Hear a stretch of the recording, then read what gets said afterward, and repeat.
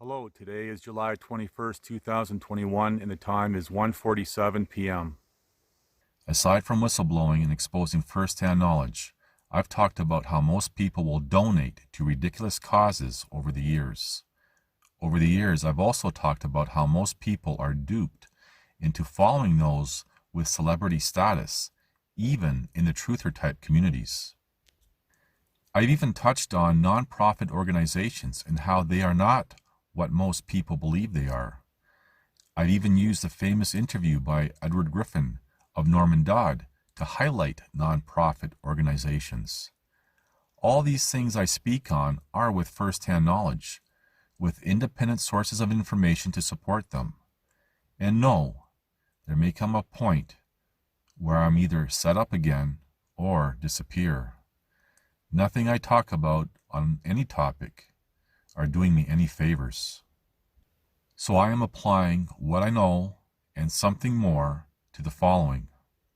Let's tie all these topics together for a moment and use a less well-known nonprofit organization called Hookers for Jesus.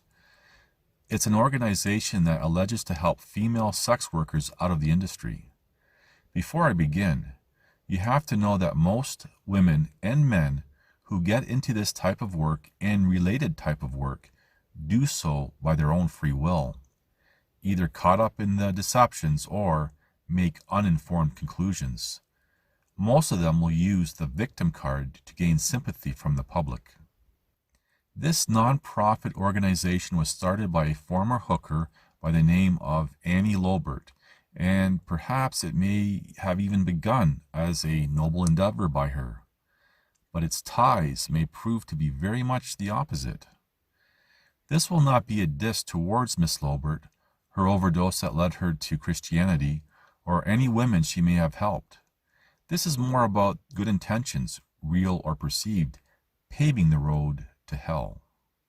I'll begin this by showing how people will donate hundreds to a cause based on emotions, especially a cause that is deemed non-profit by profit corporate interests, including government.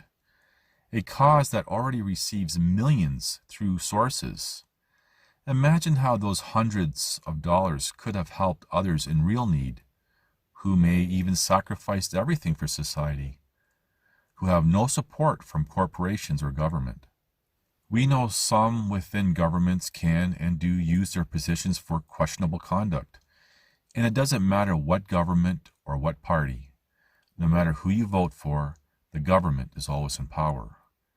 We know how corporations have their own best interests in mind, and those towards the top and at the top have political ties, along with ties to non-profit organizations like Hookers for Jesus.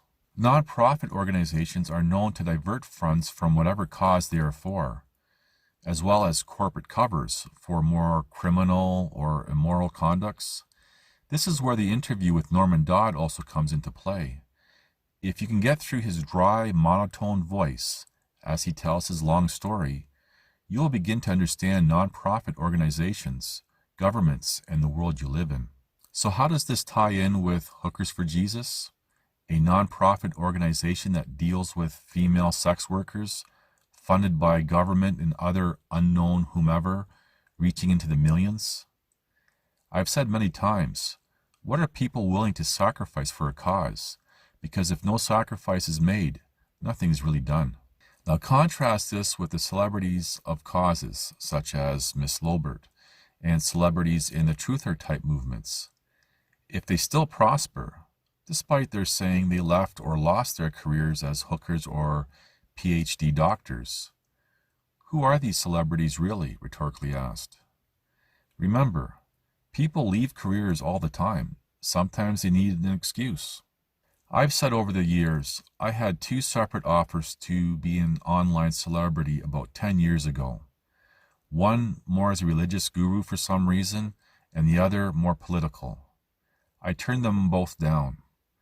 So I know online truther celebrities are real and why they prosper and are known. I also know the psychology behind these celebrities being accepted and why unknowns, like me, are ignored. In conclusion, Now, what if down the road it comes out Hookers for Jesus is actually a sex trading organization, helping the less desirable women out and keeping the desirable women in? Would you be surprised?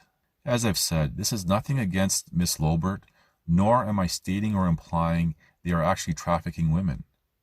You can decide that now, and time will tell if it is true or not later.